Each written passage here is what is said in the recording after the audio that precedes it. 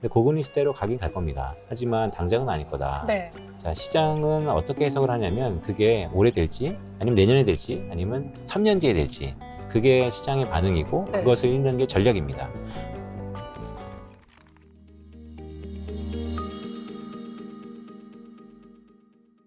저는 네. 사실 그 한국경제TV에서 제가 점심 프로그램 앵커를 할 때 바로 이제 다음 코너를 하고 계셔서 네. 이렇게 앞뒤로 자주 보면서 음. 인사를 나눴던 기억이 나거든요. 맞아요. 네, 아직도 잘 시청을 하고 있습니다. 네, 제가 매일 훔쳐봤습니다. 서로 이제 모니터링 하면서. 맞습니다. 네.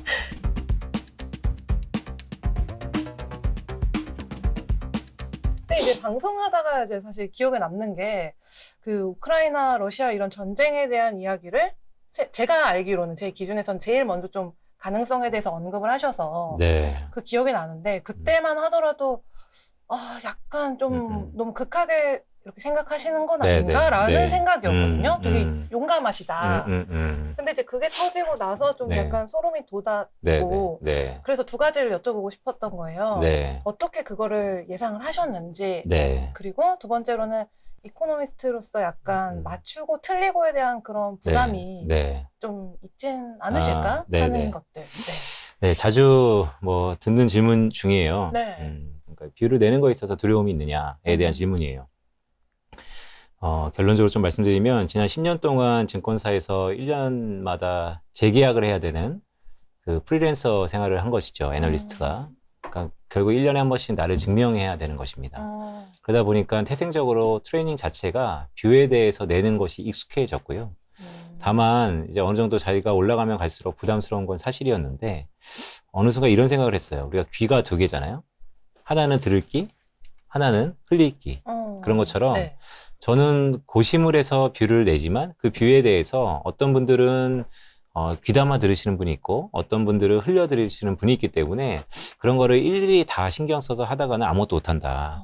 그래서 고민하되 판단이 있으면 과감 없이 뷰를 내자라는 게 제가 이 업을 하는 가장 백본에 있는 뭐 모태다라고 할 수 있고요. 네. 그리고 앞선에 말씀 주셨던 이 우크라이나발 사태를 이제 어떻게 맞췄냐. 뭐 운이 좋아서 결론적으로 뭐 맞췄다라고 할 수 있는 것이죠. 운일까요? 너무 네. 겸손하신데. 네. 저는 뭐 운이라고 생각합니다. 근데 이제 제가 봤던 건 이런 거예요. 그러니까 코로나라는 어떻게 보면 우리가 예견하지 못한 큰 이벤트가 왔어요. 네. 그러면 전 세계에서 생각지도 않는 큰 위험이었기 때문에 전 세계 모든 국가, 문화, 뭐 인종 그런 걸 다 차치하더라도 합심해서 코로나라는 외부적을 이겨내자라는 것이 지난 2년 동안의 큰 변화의 시기였죠. 근데 이제 코로나가 끝나가다 보니까 이제 본연의 색깔들이 올 텐데 본연의 색깔들이 좀 더 두드러질 수 있겠다라는 생각을 갖고 있었고 그런 측면에서 최근에 나왔던 정치, 사회, 문화에 관심이 많다 보니까 일부 지역들에 나타나는 흐름들을 보면 이거는 일명 뉴 콜드워, 그러니까 신냉전이다라는 쪽에서 다시 한번 바라보게 됐고 그리고 제가 가장 이제 주요하게 봤었던 미국 시장에서의 정치적 변화, 트럼프에서 바이든으로 넘어가는 그 헤게모니의 큰 변화가 결국 이러한 냉전 시대의 또 다른 재림을 불러올 수 있겠다. 그런 지역에서 꼭 우크라이나와 러시아 지역만 본 건 아니고요.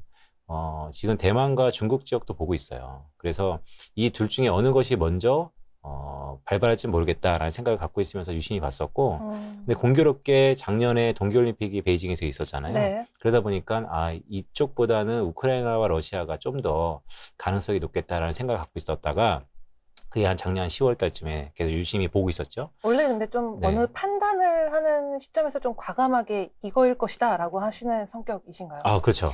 네, 고민은 엄청 많이 하는데 네. 확신이 있으면 주저없이 뷰를 말하는 것입니다.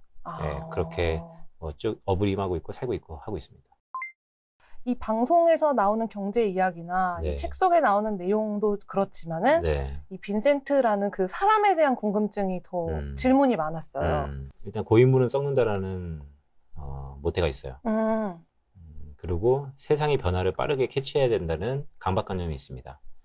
과거에는 장인이라고 흔히 그러죠. 한 네. 분야에서 10년, 20년, 뭐 세대를 거슬러 올 정도로 몰입했던 것이 가치가 높았던 시절이 있어요. 물론 지금 공부는 네. 한 분야로 이렇게 쭉 하셨잖아요. 아, 네. 그렇죠. 네. 저는 이제 경제학만 계속 했어요. 근데 그러니까요. 경제학이 이제 대학원으로 가면서 이제 이코노메트릭스라는 계량 경제학 쪽으로 좀 발전이 됐는데 미국의 주로 실증 학문이 다 계량 경제학 기반이기 때문에 그것을 많이 이제 받아들였다라고 할 수 있는 것이죠. 근데 이제 경제학 학문은 한 곳을 했는데 경제학이 사회과학적 응용 학문이기 때문에 업을 갖고 있어서는 뭐 많이 발전 아니면 응용 이런 것에 시도를 많이 하고 있고요. 그래서 전반적으로 말씀드리면 그냥 항상 경험은 값졌다. 더 나아가서 고인물은 썩는다. 최근에 빠른 변화를 답습해야 된다는 강박관념 이런 것들이 다 어우러져서 많은 것들을 하는 것 같아요. 그리고 장인이라는 것의 가치보다는 최근의 용어로 보면 엔잡러라는 것들로 그렇죠. 네, 많은 경험을 해보자. 경험이 최고의 스승이다라는 생각을 가지면서 이것저것 도전하다 보니까 뭐 다 잘한다고는 할 수 없죠. 저도 항상 아쉬운 게 있습니다. 특히 뭐 이것을 보고 있는 제가 육아가 항상 빵점이라고 얘기하는 사연은 제 처가 네. 항상 저에게 후한 점수를 안 주고 있는데 네. 네, 앞으로는 이제 그 안에서의 자산 배분이 좀 있어야겠죠. 그래서 어쨌든 뭐 제가 갖고 있는 기본적인 소양으로 이코노미스트 역할을 하면서 그다음에 한국 경제가 어쨌든 증권방송에서 최고의 방송이다 보니까 거기서 MC 자리를 한번 하고 싶다라는 생각을 했었어요. 그것은 지난 증권회사 애널리스트 하면서 10년간의 이 패널 전문가 영역에서 활동을 하다가 좋았는데 네. 좀 부담스러운 건 뭐냐면요. 그 퀄리티를 유지하려면 리소스가 너무 커요. 그렇죠. 아무래도. 네. 그러니까 2, 3년, 뭐 3, 4년 반짝할 수 있는데 그게 10년, 20년 하는 것은 상당한 리소스가 들어갑니다. 왜냐하면 부담도 되고 저에 대한 기대치도 높아지니까. 자, 그런 것보다는 방송이라는 하나의 채널은 갖고 싶고, 근데 제가 갖고 있는 어느 정도 이런 기본적인 소양을 잘 연착륙할 수 있는 게 무엇일까라고 하면 전문가스럽지만 그래도 앵커가 좋겠다. 근데 이게 네. 첫 방송했던 거 아직도 기억나요. 아니, 왜 네. 안 떠시지? 아, 네. 연습한 건가? 그거는 너무 놀랐어요. 네. 네. 그거는 경험이 있어요. 그건 경험이 철저히 이런 겁니다. 그러니까 예전에는 이런 카메라 앞에 나와서 완벽주의니까 막 경직되고 이렇게 막 했었단 말이죠. 네. 근데 이제 어느 순간 이런 거예요. 내 방송은 나밖에 안 본다. 그러니까 중간중간에 농담도 하시고. 네. 그러니까 기대치를 확 낮췄어요.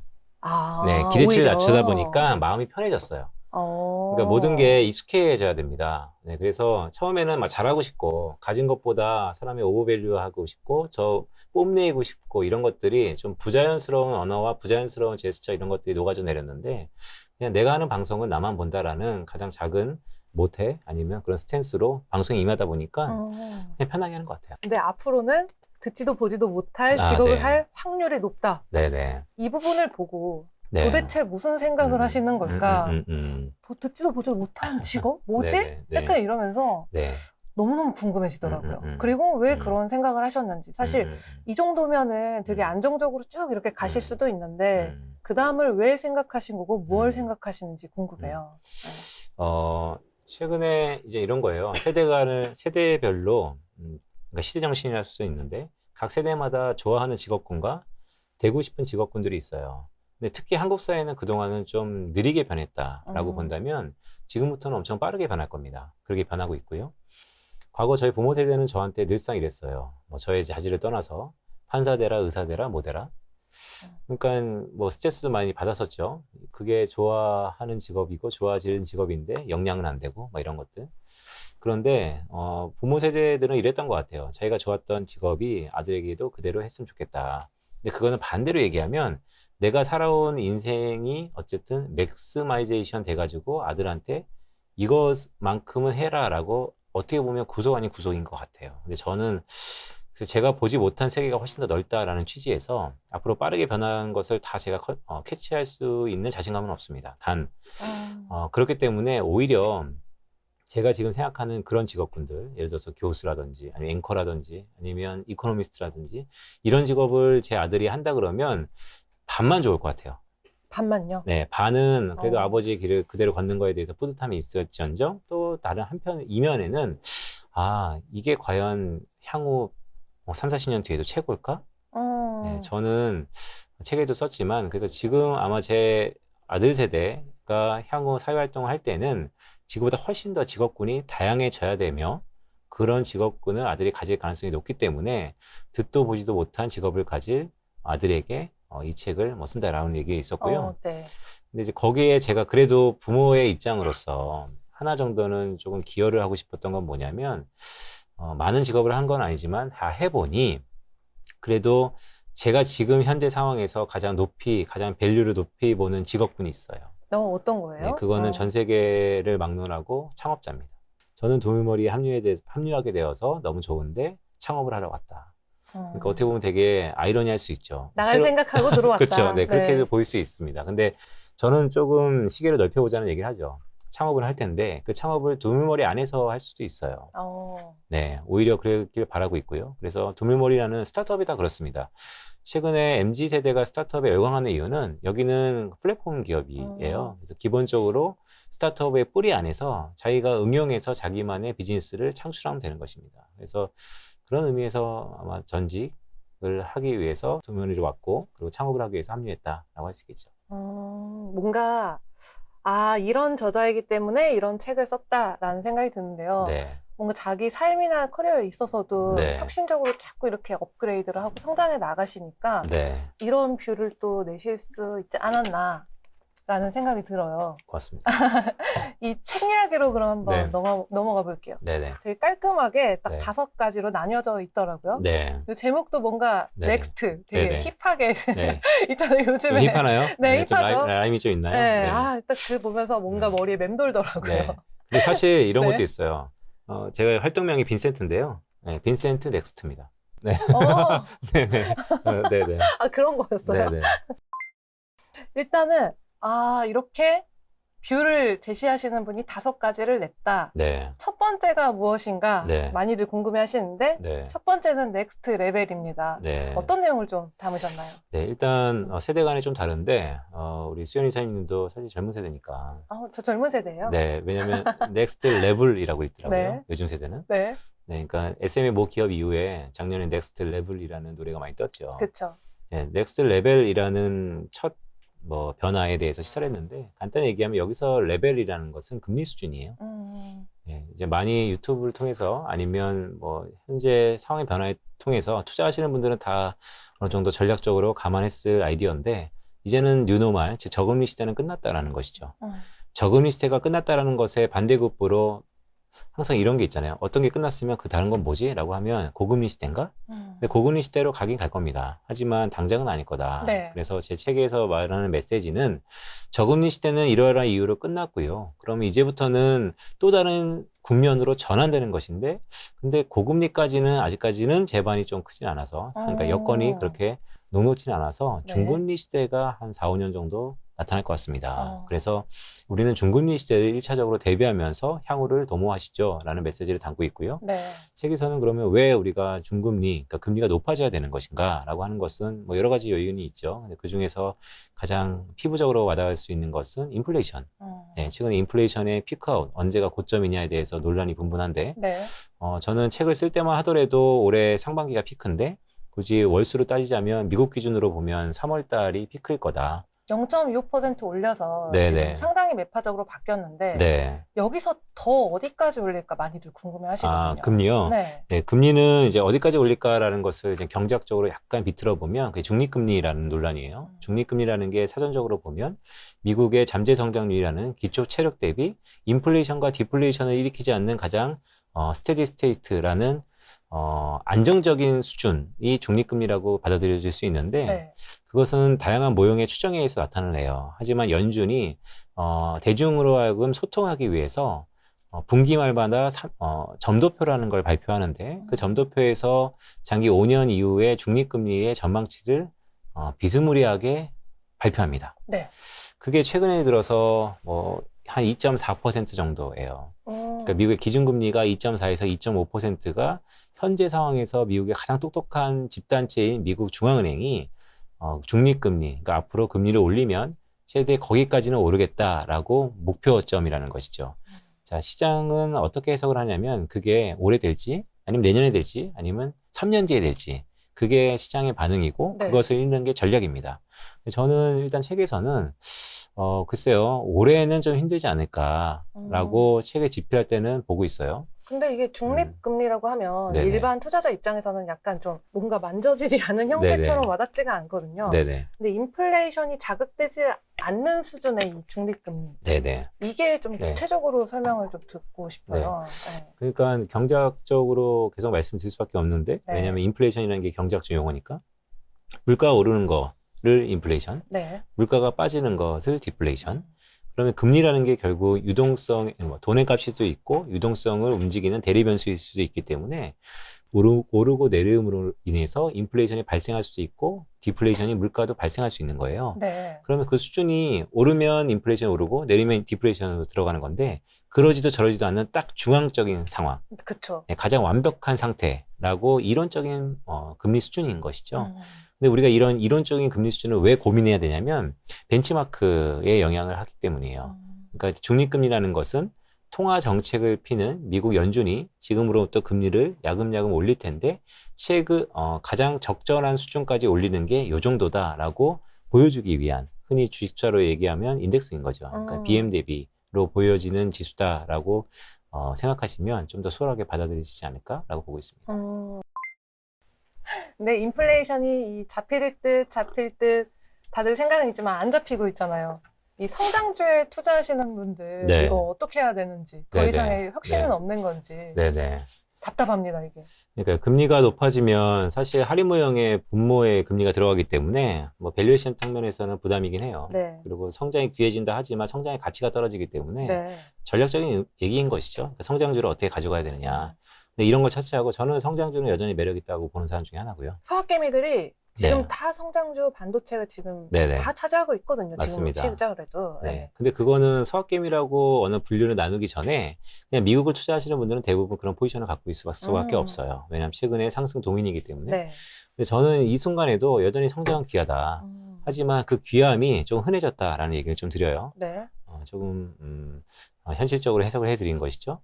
그래서 앞으로 성장주는 어떻게 되느냐? 저는 좋게 본다. 하지만 기간 조정은 좀 있을 거다. 네. 왜냐하면 우리가 금리의 목표점을 알고 있지만 언제 목표에 도달할지는 아직까지 컨센서스가 형성되지 않았기 때문에 그 말은 결국 연준의 통화정책 스탠스 그것을 시장이 어떻게 받아들여지느냐 그거에 따라서 성장주의 가감도 좀 결정이 될 거다라고 보고 있습니다. 이제 여기서 지금 흔히들 아는 말은 떨어지는 칼날 잡지 말아라 이렇게 하는데 지금이 이제 저점이다 하면서 많이들 네. 사셨는데 계속 빠지고 있잖아요. 네. 이거를 이제 연말까지 그냥 들고 간다. 네. 이렇게 보면 또 마음 편할 수도 있지만은 네네. 연말 이후에도 이 좋아진다는 걸 또 확신할 수는 없기 때문에 많이들 네. 좀 불안해하고 가시는 것 같거든요. 그렇죠. 그러니까 네. 그것의 질문의 가장 근저에는 뭐가 깔려 있냐면요. 기회비용이라는 게 상당 부분 자리하고 있는 거예요. 그러니까 예를 들어서 지금 성장주를 들고 있는데 계속해서 평가 금액이 낮아지고 있어요. 그렇다면 불안하죠. 네. 이게 이러다가 종이 쪽지가 되는 거 아닌가? 그럼 그렇다고 그것을 매도하고 다른 거를 살 때 기회비용을 생각해 보셔야 되는데 그럼 뭘 사야 될까에 대해서 상당 부분 전략이 부재해요. 네, 그렇죠. 네, 그렇기 때문에 고민이 있는 거예요. 네. 그러다 보니까 오랜 경험을 있었던 분들이 조언을 어떻게 드리냐면 그냥 갖고 있어라. 어차피 1년 있고 2년 있고 3년 있으면 괜찮다. 그것도 좋은 전략이에요. 강제로 이제 장기 투자하는 거죠. 그렇죠. 네. 네. 근데 이제 그거에서는 기회비용이 날로 커지는 것입니다. 그래서 다시 한번 글쎄요, 좀 아픈 손가락일 수 있는데 한번 곱씹어 보자고요. 투자를 왜 했는가에서부터 그러니까 목표 없는 투자는 이렇게 예상과 빗나간 형상이 지속됐을 경우에 상당 부분 삶을 피폐하게 만듭니다. 그렇기 때문에 다시 재정립이 필요한 시기다라고 보고 있고, 근데 저는 여전히 재정립했다는 의미에서 보면 성장주는 귀하다. 성장이 귀하다는 말은 왜 계속 말씀드리냐면 네. 저는 경기 침체 가능성이 좀 높아졌다고 봐요. 이게 이제 네. 장단기 금리 역전을 네네. 시그널로 우리가 받아들였는데 이게 잠깐 있다가 이렇게 되는 바람에 네. 뭘 보고 이걸 생각해야 될지 네. 더 헷갈려졌어요, 사실은. 네, 그러니까 장기 침체가 올 수밖에 없는 여러 가지 이유는 지금 장기 금리하고 그러니까 장단기 금리 스프레드가 경기 침체의 하나의 시그널이죠. 그렇죠. 네, 미국의 지방 연은인 뉴욕 연준에서 이 경기 침체 모형이 있어요. 거기에 장단기 금리 스프레드가 들어갑니다. 근데 거기는 이제 10년하고 3개월짜리가 들어가요, 사실은. 그래서 모형의 약간 틸팅이 좀 다른데, 그래도 뭐 결론적으로 말씀드리면, 뭐 기업으로 따지면 매출액인 10년물과 비용이 2년물의 크로스는 이익이 더 축소하고 비용이 더 는다는 거니까 당연히 기업에서는 부담스러운 요인이고, 기업들의 프락시가 주가 지수이기 때문에 주가 지수의 하방 압력이 높아지는 것이고 뭐 자연스러운 현상인 것이죠. 그런데 최근에 들어서 왜 다시 벌어졌느냐라고 보면 이것은 연준이 얘기하는 시장과의 소통 때문이라고 봐요. 그러니까 결국 장기 성장성에 대한 기대가 높아졌다기보다는 기본적으로 연준의 이 통화 정책의 강도가 장기 금리를 좀 더 끌어올렸던 기대 인플레이션과 더불어서 네. 좀 어려운 얘기죠. 그러니까 그런 것들이 이제 장기 금리를 끌어올리고 있는데 저는 그래도 이 장기 금리와 단기 금리의 역전 가능성은 여전히 빈번하게 나타날 거다라고 보고 있는 사람이고 그런 연장선상에서 지금의 경기 충격이 올 수 있다는 게 첫 번째 이유고요. 두 번째는 이런 걸 차치하고 우크라이나발 사태가 생각보다 좀 장기화됐어요. 그렇죠. 이렇게 네. 갈 줄은 몰랐겠죠. 그렇죠. 네. 저는 요즘에도 근데 똑같은 콜을 좀 드려요. 저는 5월 9일이 중요한 날이라고 보는데요. 네. 저는 우크라이나발 리스크는 5월 9일날 봉합 가능성이 높다라고 보는 사람 중에 하나예요. 어떤 이유 때문일까요? 그러니까 우크라이나발 진화학적 리스크는 신냉전 시대에 대해서 이데올로기 싸움으로 나타났다라고 네. 보고 있고 이미 러시아의 뭐 여러 가지 전략적인 해석과 의미가 있지만 제가 봤을 때는 이 크림반도 합병과 더불어서 이 돈바스 동부 지역을 병합하는 것에 가름할 거다라고 보고 있고 네. 이미 그 수순으로 군사적 행동이 개시되고 있고요. 그래서 5월 9일은 러시아 입장에서는 세계 2차 세계대전에서 독일 나치군을 무찌렀던 전승일이에요. 그래서 그날을 기념하기 위해서 아마 그 전에 끝날 가능성이 높다라고 보고 있고 이왕 봉합을 할 거면 네. 그 속의 목적이 이렇기 때문에 굳이 날짜를 꼽자면 5월 9일이 될 거다라고 보고 있고 그래서 최근에 이 돈바스 지역에서의 우크라이나와 러시아의 이 협상 가능성도 그런 의미에서 무락무락 그리고 나온다고 보고 있고요. 러시아는 생각보다 이 서방 제재에 의해서 무차별할 겁니다. 네. 네, 왜냐하면 중국이라는 우군 파트너가 있기 때문에. 그래서 그런 걸 감안해 봤을 때 그럼에도 불구하고 강도는 좀 셌어요. 그렇죠. 어떤 강도냐면 경제적으로 후폭풍을 일으킬 수 있는 강도가 셌다라는 거예요. 전 세계 혹창지대인 우크라이나에서 네. 상당 부분 이 에그플레이션인 가능성이 그쵸. 높아지고 있고 저는 에그플레이션은 시작됐다고 보고 있고요. 사실 이야기는 슬금슬금 계속 나왔었잖아요. 그렇죠. 네. 네. 근데 에그플레이션은 이제 많은 뭐 이런 전문가들과 크루들이 얘기하시는 것 같아요. 근데 저는 거기에 하나 더 붙여서 에그플레이션이 나오면 뭐 어떻게 되느냐? 네. 네, 그럼 뭐 곡물 가격 사면 되는 것이냐? 아니면 뭐 흔히 이런 얘기 하죠. 뭐 마진을 전가하지 못하는 기업은 쇼치면 되는 것이냐? 근데 그런 걸 차치하고요. 네. 좀 더 큰 얘기를 한번 해볼까요? 에그플레이션에 가장 취약한 지역이 있어요. 어디일까요? 저는 중동이라고 봅니다. 네, 과거 경험이 있어요. 2010년 7월 달에 러시아의 밀 수출의 대부분이 중동 이집트로 들어가는데요. 2010년 7월 달에 러시아의 대밀 수출의 통계를 보면 월간 기준으로 증가율이 빵이에요. 네, 그건 뭐냐면 수입을 금지시켰어요. 네. 그래서 문헌을 찾아보시면 당시 러시아에 가뭄이 일어납니다. 그래서 쿼터제로 어느 정도 이상으로 수입을 못하게 만들었는데 네. 당시 러시아가 전면적으로 밀 수출을 금지시켜요. 그게 곧바로 중동 지역의 인플레이션 압력을 높아졌고 그러면 중동에 어떤 일이 벌어졌냐면 아랍의 봄이라고 네, 해서 네, 네. 중동의 민주화가 결국 나타났습니다. 에너지 가격의 급등락이 또 나타났고 그게 네. 세계 경제에 영향을 미쳤어요. 자, 똑같이 나타날 거라고 봅니다. 이게 사실은 작년만 하더라도 뭐 원자재 슈퍼사이클이 뭐 이번에 뭐 3번째 아니면 5번째 네. 기준으로 5년 만에 네. 얘기가 있었고 네. 그때만 하더라도 뭐 기후 문제 때문에 사실 이렇게 얘기가 나왔었잖아요. 네. 근데 네. 이게 전쟁이 길어지면서 여기까지 이렇게까지 영향이 끼칠 줄은 아무도 상상을 못했거든요. 길어졌기 때문에. 그렇죠. 네. 그리고 이제 뭐 CRB 인덱스라던가 이런 네. 걸 보면 전반적으로도 에너지 가격을 필두로 올라가고 있고 맞습니다. 뭐 폴리실리콘 가격도 뭐 바이든 정부 오면서 태양광이나 이런 거 올라간다 하면서 쭉 가다가 멈출 줄 알았더니 또 올라가고 있고 네네. 니켈도 한 300% 올랐죠. 전년 맞습니다. 대비로는. 네. 그런 상황이고. 네. 그러면 이 다음 고민 뭘까? 네. 생각을 해보면은 기업들의 실적에 영향을 끼치지 않을까? 네. 그러면 기업 안 좋아지면 당연히 경기도 안 좋아지겠지. 네. 이렇게 또 이렇게 깊은 수렁으로 빠져들거든요. 맞습니다. 어떻게 보시나요? 그렇게 갈 거라고 보고요. 다만 너무 명쾌하게 대답해 주신 거 네네 아니에요? 그렇게 갈 거라고 보기 네. 때문에 제가 리세션이 온다라고 보고 있고 다만 거기에 약간 이제 촉매제 역할을 하는 사건들이 나타나고 있어요. 제가 최근에 우크라이나발 이 지정학적 위험 리스크 이런 것들이 갖고 오는 큰 변화가 있다. 그 변화 중에 하나가 세계화의 종언, 네. 블록화 경제 재림. 네. 너무 뭔가 무섭다. 네. 네. 그러니까 왜냐하면 최근에 이런 얘기 있어요. 네. 2차 세계대전 이후에 미국이 유럽에 원조했던 마샬 정책, 최근에 신마샬 플랜이라고 해서 실제 벌어지고 있습니다. 아, 신마샬 플랜의 소제목은 유럽의 에너지 자립도입니다. 아, 네, 미국의 LNG가 유럽으로 떠나고 있죠. 그쵸. 그러니까 이런 거예요. 그러니까 우크라이나와 러시아의 지정학적 리스크 이후에 유럽 사람들의 고민은 정말로 이제는 러시아산 에너지로부터 독립을 해야겠다. 그런데 내 힘으로는 너무 힘들다. 그쵸. 그래서 미국에 러브콜을 보냈고 미국의 많은 고민 이후에 미국은 그 러브콜에 응대를 했고 저는 그것을 2차 세계대전 이후에 마샬 정책이랑 똑같이 신마샬 정책이라고 부르고 있고 그게 실제 미국의 LNG선이 배가 떠났고요. 대서양을 네. 건너고 있고 근데 이게 워낙 지난 2000년 이후에 20년 동안 유럽이 러시아산 의존도가 커졌기 때문에 암만 배로 나른다 하더라도 시간이 좀 걸릴 것 같아요. 네. 그렇다면 거기에 파생적인 효과는 인플레이션.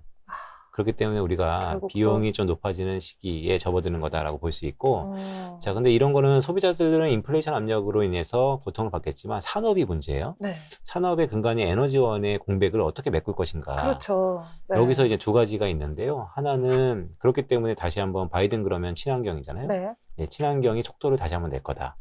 그래서 잠깐 주춤했던 친환경 테마가 다시 한번 나올 거다라고 보고 있고 네. 그런데 그거보다 이 니치 마켓에서 좀 더 빠르게 움직이는 테마들이 있어요. 어떤 그게 거죠? 뭐냐면 네. 친환경도 좋은데 친환경을 자꾸 고씌워보면 효율이 너무 떨어진다. 그래서 그러면 이 화석연료와 친환경의 중간에 있는 게 뭘까? 원자력이죠. 네. 그래서 저는 네. 원전 테마가 생각보다 상당 부분 자리매김할 거라고 보고 이미 유럽은 움직였다고 보고요. 한국은 5월 달에 이제 새로운 정부가 들어서면 뭐 이번 정부도 원자력에 대해서는 이전 정부보다는 좀 더 친화적이에요.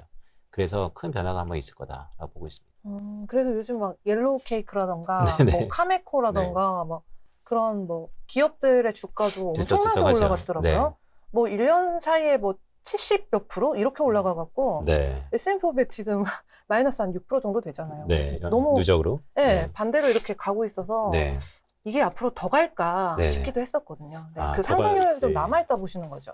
그러니까 더 갈지 않는 갈지 모르겠어요. 왜냐하면 1년 뒤에 올 거를 지금 다 프라이싱 할 수도 있고 네. 왜냐면 밸류에이션 자체가 좀 그거는 부정확하기 때문에 하지만 하지만 이런 흐름은 14일이 끝나는 게 아니고 이제 시작일 것 같다는 생각도 갖고 있습니다.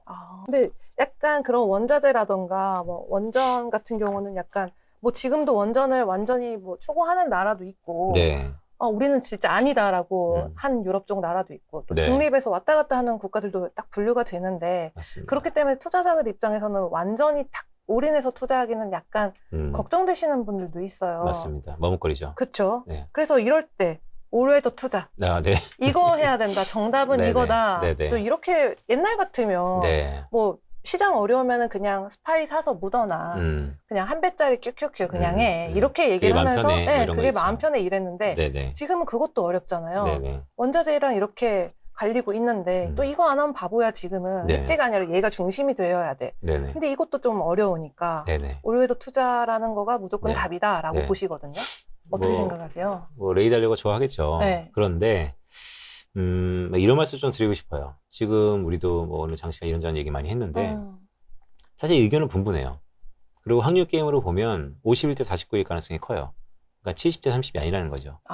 자, 이런 시기에는 사실 맞춰도 깨름직할 거고 틀려도 깨름직할 겁니다. 그런데 저도 뭐 지난 10년 동안 기관 투자자들 많이 만났었는데 기관 투자자들보다 개인 투자자들이 잘할 수 있는 여러 가지 국면들이 있어요. 그 국면 중에 하나가 개인 투자자들은 시간을 살 수가 있어요. 기관은 1년 365일 매수 매매를 해야 되는데 네. 개인은 쉴 땐 쉴 수 있다는 것이죠. 그래서 과연 지금의 확률에 자기가 투자를 할 때인가 아닐 때인가 그것을 구분하는 것도 일단 되게 중요해 보여요. 근데 그런 의미에서 결국에는 이게 약간 락인 돼가지고 내가 마약성과 비슷하게 1년 365일 투자를 해야겠다라는 분들이 있을 수 있으니까 그쵸. 그분들로 약간 군을 좁혀서 말씀을 드리면 지금 저는 기본적으로 이 큰 변화의 흐름들이 단기간에 끝날 것 같지는 않고요. 그러면 앞에 얘기했었던 올웨더의 전략이 결국 미국의 장기 시계열을 쭉 봤을 때 자산 배분의 황금 비율이 6대4, 미국 주식이 얼마나 익스포저를 가져가면 평타는 친다라는 거잖아요. 네. 괜찮은 것 같아요. 그런데 왜냐면 그게 정답이 아니라는 거죠. 제가 좀 더 제시해드리고 싶은 건 뭐냐면 되게 조심스러워요. 왜냐하면 제가 속해 있는 회사가 모기업이 도밀머리라는 핀텍 업체이기 때문에 저희 도미머리는 AI 기술로 개인형 맞춤형 펀드를 제공하는 회사인 것이거든요. 올레더는 괜찮은 전략이고 상품인데요. 모든 사람들한테 맞진 않아요. 네, 개개인마다 좀 다를 겁니다. 그래서 그 전략이잖아요. 네. 최근에 전략 오브 전략이라는 또 다른 전략이 나왔어요. 뭐냐면 옛날에 올레더 아니면 밸류 모멘텀, 뭐 그로스 이런 것처럼 각각의 전략으로 상품이 하나씩 나왔었는데 지금은 올레더랑 밸류 모멘텀이랑 섞으면 더 좋은 거 아니야? 올레더랑 네. 그로스랑 섞으면 더 좋은 거 아니야? 네. 그것을 섞는다는 것을 잘 알고리즘으로 파악할 수 있지 않아? 이런 시도들이 많아요. 하고 계신가요? 네, 저희는 오. 거기에 좀 더 그게 앞으로 전략의 미래다라고 보고 있고 그걸 하려면 알고리즘 기술과 빅데이터들이 인프라로 깔려 있어야 되는 것이죠. 그래서 꼭 그러니까 뭐 이렇게 나와서 그러니까 회사가 뭐 이런 상품이 있습니다 이렇게 얘기가 되게 좀 조심스러운데 그래서 좀 뭐 다른 거는 얘기 안 하더라도 네. 올해도 너무 좋은데요. 그거보다 훨씬 더 좋은 기법들도 최근에 있습니다라는 말씀드릴 거예요. 그리고 뭐 요거 하나만 좀 말씀드릴게요. 이렇게 굳이 뭐 상품 아니면 종목을 얘기하면 기승전 결국 수익률이잖아요. 그렇죠. 네, S&P 연초 대비 한 5% 후반 지금 마이너스인데 저희 회사에서 나오는 그 맞춤형 상품은 지금 시중에 판매되는 EMP거든요. 저희는 EMP 펀드 중에서 수익률 1등이에요. 네, 플러스 16.8%. 그냥 난 소문이 아니었네요. 네네. 네. 네, 그래서 그러니까 이런 박스권에서는 괜찮은 것 같아요. 지수가 추세를 타면 실패할 것 같아요. 네, 지수가 추세를 타면 종목 선택이 훨씬 더 좋은 퍼포먼스를 낼 텐데 지금처럼 불안하고 확률적으로 51대 49, 그러니까 8대 2가 아니다라고 한다면 이런 박스권에서는 그런 전략 오브 전략의 상품이 훨씬 더 유효하더라. 백테스팅도 그렇고 최근 연초 대비 지금까지의 실적도 그렇고 네. 뭐 이런 말씀을 좀 드릴 수 있죠. 그럼 하나만 더 여쭤볼게요. 네네. 지금 이제 사실 리오프닝에 대한 그 기대감과 네. 그거에 대한 투자 네. 또 너무 일찍 하신 분들도 많아요. 네, 맞습니다. 어떻게 해야 될까요? 리오프닝 이거 이제는 네. 시기적으로 들어가도 되는 건지. 아, 네. 네. 네, 되는데 8분 엉성을 넘었어요. 그래서 지금 들어가면 원하는 수익을 얻을 가능성이 좀 적어 보입니다. 보유자들은 지금 기분 네. 좋게 언제 이제 엑시트 할까를 고민해야 되고요. 벌써요? 네. 왜냐면 리오프닝 주는 사실 뭐 오랜만에 종목 하나 얘기해 볼까요? 뭐 하나투어 같은 경우는 뭐 10만 원 내려갔다가 지금 이제 8만 원 초반 다 내려왔나요? 사실 저 매크로 이코노미스트라서 종목 얘기 잘 안 하는데 네. 뭐 여러 가지 종목은 뭐 제가 가족 중에서도 애널리스트가 있고 하다 보니까 이런저런 하는데 리오프닝 테마는 사실 6개월 전에는 마침표를 찍었어야 돼요. 그런데 오미크론화 되면서 약간 네. 지연된 건 있어요. 그렇죠. 근데 저는 이 리오프닝 산업 자체가 구조조정이 좀 됐다고 보고 있고요. 그래서 살아남은 것은 분명히 옥석가리가 있을 수 있겠다. 항공도 그렇고 여행도 그렇고 카지노도 그렇습니다. 네. 그래서 단 아마 신정부가 들어서면 이제 마스크를 벗을 거고요. 그럼 5월달 이제는 세상을 보세요. 오프라인의 시대가 왔어요. 이제 온라인 시대는 끝나고 있습니다. 네. 오프라인 시대가 왔단 말이죠. 그렇다면 리오프닝은 당연히 테마를 잃을 건데 생각보다 가격이 싸지가 않아요. 네, 싸지가 않아요. 그러니까 저는 모든 주식 중에 뭐 전략 다 좋은데 가장 좋은 주식은 싼 주식이에요. 그렇죠. 네, 그런 의미에서 보면 지금의 리오프닝은 보유자의 영역이었을 때는 언제 엑시트할까 가장 중요한 판단이고 네. 근데 이제 그래도 후발주자로 들어가고 싶다라는 것은 약간 옥석가리가 돼 있기 때문에 그냥 그 리오프닝 그 테마에서 일정주를 사서 잠깐 수익 먹고 나오는 것도 좋은 전략. 네. 완전 꿀팁이네요. 네네. 이렇게 디테일하게 잘 말씀 안 해주셨었던 것 같은데. 원래 한 번도 안 했어요. 그렇죠. 근데 오늘 제가 좋아하는 김소희 사가 여기 오셔서 내가 한번 말씀드리는 거예요. 우리 네. 마이스트리세요. 네. 정말 초대하길 너무 잘한 것 같습니다. 네. 체인으로 넘어가 볼게요. 네, 네. 오늘 아침 이제 기사를 봤더니 네. 그 TSMC 네. 대표님께서 네네. 미국에 이제 반도체에 대한 밸류체인을 확장시키려고 본격화를 했다. 네. 근데 아직은 대만한테 안 된다. 네네. 이 생산 비용이 50% 정도가 네. 비싸고 네. 그렇기 때문에 네. 아직은 갈 길이 멀다라는 네. 식으로 이렇게 언급을 하셨거든요. 네네. 근데 뭐 올해 초만 하더라도 삼성이랑 싹 불러가지고 네. 할 것 같지만. 우리한테 네. 이렇게 해라. 네. 좀 압박이었잖아요, 사실은. 네네. 네, 강제적인 분위기였는데 네. 그렇게 한다고 해서 이게 네. 뭐 자기가 다 끌어와가지고 네. 중국을 뛰어넘고 대만을 뛰어넘고 뭐 그럴 수는 없는 건데 이런 부분에 대해서도 내용을 담고 계신 거죠. 그렇죠. 네. 그러니까 두 번째 챕터가 넥스트 체인이에요. 네. 그러니까 뭐랄까요. 센스 있는 청취자분들은 이미 파악을 하셨겠지만 책 제목이 넥스트잖아요. 왜냐하면 넥스트 레벨, 넥스트 체인 앞에 넥스트를 전부 따갔기 때문이에요. 여기서 얘기하는 체인은 글로벌 밸류 체인입니다. 네. 어려운 얘기인데 그냥 분업 구조예요. 글로벌 분업 구조가 바뀐다. 어떻게 바뀌냐면 차이메이커라 그래서 중국이 값싼 노동력과 생산을 되고 물건을 대고 미국이 사줬던 이 윈닝 그로스가 깨졌다. 그게 패권 경쟁으로도 해석할 수 있고 네. 가격 논리로도 해석할 수 있습니다. 그럼 어떻게 깨졌냐? 저는 미국 중심으로 간다. 단 미국 중심으로 간다는 것은 미국의 생각이고 중국의 생각은 다르다. 그렇겠죠. 그래서 네. 미국의 근데 1등 기업이 1등 국가가 미국이기 때문에 미국의 의도대로 상당 부분 갈 거다. 하지만 100%는 아닐 거다. 이런 생각을 갖고 있고 그러면 그 많은 것들이 변할 건데 가장 뭐부터 변할까가 중요 포인트예요. 왜냐하면 그게 투자와 결부되니까 네. 저는 그걸 반도체라고 보는 거고 네. 왜냐하면 책에서도 언급이 있었지만 미국이 가장 시급하게 여기는 게 안보 자산 중에 그렇죠. 하나가 반도체. 그렇기 때문에 반도체의 헤게모니를 잘 보면 여러 산업들이 다 동일한 기준으로 바뀔 거다라고 보고 있고 거기에 한국이 딱 껴있잖아요. 네, 그래서 그쵸. 우리가 좀 관심을 가져야 된다라는 것이 책에 녹아져 있고요. 앞에 TSMC 말씀드렸지만 정치권에서 프레셔, 압박을 줄 수 있는 것은 원포인트예요. 한 번은 할 수 있습니다. 네. 하지만 서스테이블하게 연속성이 있으려면 가격 논리가 뒷받침돼야 되는데 네, 아직 그 네. ASML이라던가 네네. 뭐 어플라이드 머티리얼즈 이런 네네. 데가 대만에 또 R&D 센터도 가지고 있잖아요.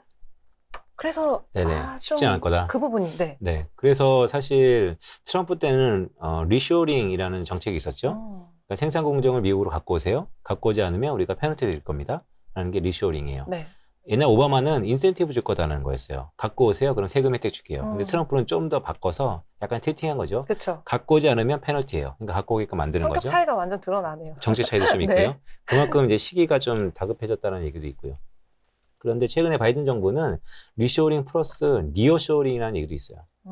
니어쇼링은 뭐냐면 리쇼링 하면 너무 좋은데 얘기하는 것처럼 뭐 가성비 아니면 경제적 논리로 정말 못 오겠다. 아니면 오더라도 한 5년 뒤에 올게 라는 기업들 그렇다면 오케이. 중국만 아니면 돼. 니어쇼링. 네. 동남아로 가라. 한국으로 가라. 일본으로 차라리. 가라. 네. 네. 그래서 그게 패권 경쟁에 다분히 엮여 있는 거죠. 그래서 저는 리쇼링과 니어쇼링의 결과물은 결국 중국 떠돌리기일 수밖에 없다라는 생각을 갖고 있고 네, CATL이 뭐 다음 주 수요일 저녁에 아마 실적 발표할 건데 네. 뭐 컨센서스를 보면 별로 안 좋은 것 같아요. 그러니까 조금씩 이제 여파가 나타나는 것이죠. 아무래도 네, 그래서 뭐 그런 것들을 오늘 뭐 공교롭게 기업 얘기 원래 잘 안 하는데 제가 기업 얘기 저만 알고 있고 막 그러는데 그래서 저는 이제 넥스트 체인의 결론은 네. 차이메리카는 끝났다. 그것을 저는 여기 책에서는 통계를 들어서 차이메리카에 우리가 어떤 지표를 보면 이 차이메리카가 지속되고 있고 어떤 지표를 보면 이게 끊겼다고 알 수 있을까라고 보는 게 중국의 미국의 국채 보유량이었어요. 근데 그 보유량이 현재 줄어들고 있어서 더 이상 이 메커니즘은 끝났다라고 보는 거고 그러면 향후에는 이제 앞에 말씀드렸던 것처럼 반도체 시장을 중심으로 이 부분이 가시화가 될 건데 미국 주도로 갈 거다. 네, 중심이 아닌 주도다. 그리고 중국은 어느 정도 견제하는 세력으로 나타날 수 있다. 그래서 최근 인텔이 파운더리의 상당 부분 M&A와 투자를 하고 있잖아요. 그렇다면 삼성전자 그러면 어떻게 될 거냐? 네. 뭐 동부 DB하이텍 어떻게 될 거냐? 뭐 이런 얘기인데 그렇죠. 마켓 사이즈가 커질 것 같다. 그래서 지금 MS, TSMC 다음으로 마켓 쉐어를 갖고 있는 삼성전자 괜찮을 것 같다.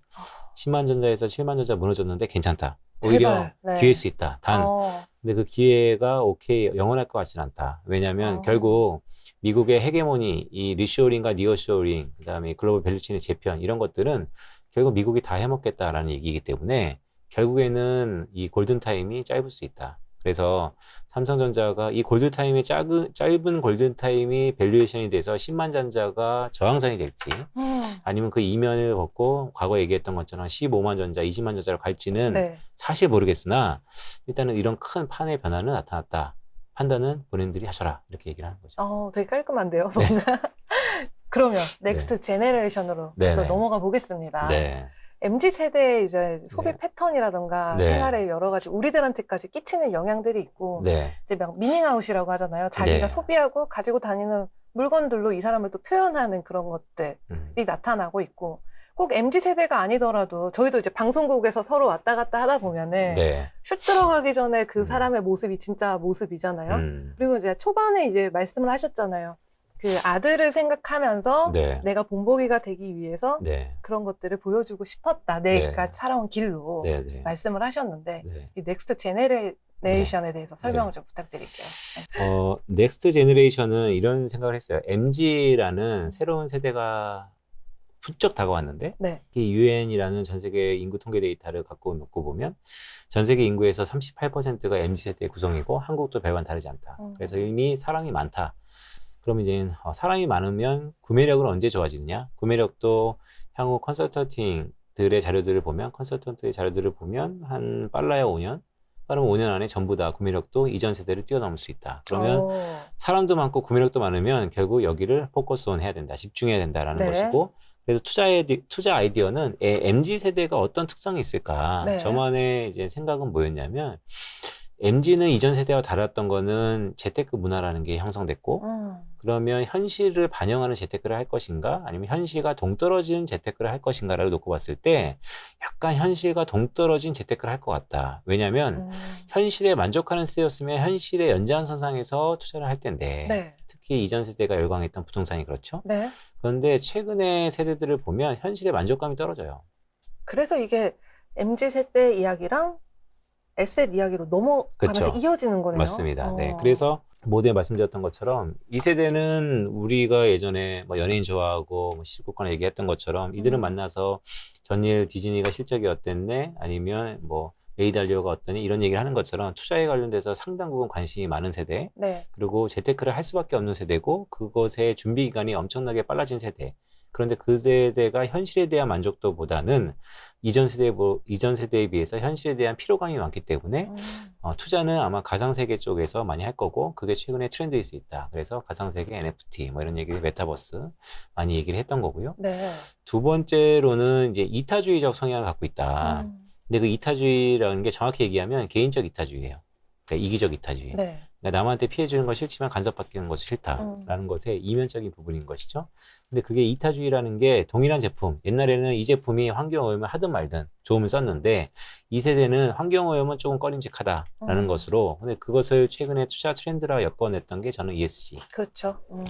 근데 이제 ESG는 제가 역량 부족이었어요. 책을 쓰면서 조금 이세지고 하면, ESG가 어떤 방향으로 갈지, 뭐 환경, 소셜, 거버넌스가 어느 쪽으로 갈 겁니다라고 딱 정의를 내리면 너무 완벽했겠는데, 네. 그런 능력이 좀 부족해서 열어두신 거 아닌가요, 일부러? 모르겠어요. 어디로 갈지 네. 아직은 좀 고민이에요. 왜냐면 소셜 같은 경우는 참 정의가 쉽지가 않아요.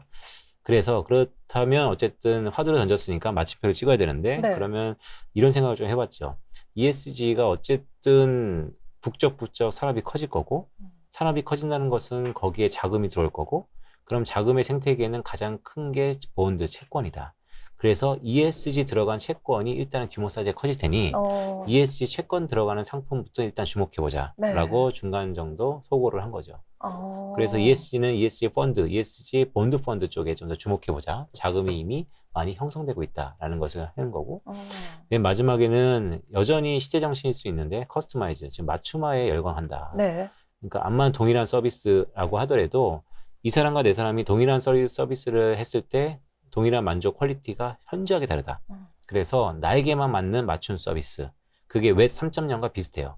공유와 소유의 개념. 웹 3.0을 저는 소유와 공유의 어떻게 보면 공존이라고 정의하고 있는데요.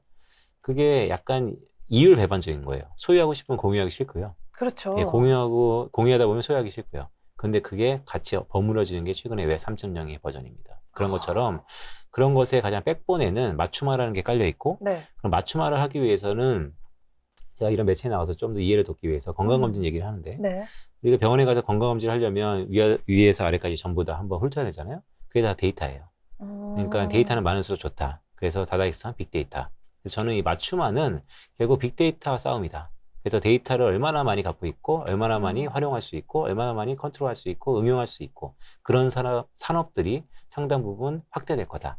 그래서 빅데이터 산업의 성장 가능성에 대해서 담았고, 여담으로, 자, 그렇다면 뭐 종목은 뭐냐, 아니면 산업은 뭐냐. 그런데 빅데이터는 지금 상장보다는 비상장 계열이 상당 부분 많고요. 근데 최근에 이제 금융권에서 마이데이터 산업이라 그래서 네. 빅데이터를 이제 시작하고 있는데, 사실 빅데이터를 응용하는 부분들은 꽤 있어요. 우리나라 사람들이 모두 갖고 있는 게 뭐죠? 핸드폰 다음으로 핸드폰? 신용카드. 신용카드. 네, 그러니까 신용카드사들이 빅데이터를 통해서 네. 소비 패턴 이런 분석들이 많고요. 그래서 그런 연계되는 산업들에 대해서도 주목해보자라는 말씀도 좀 드렸죠.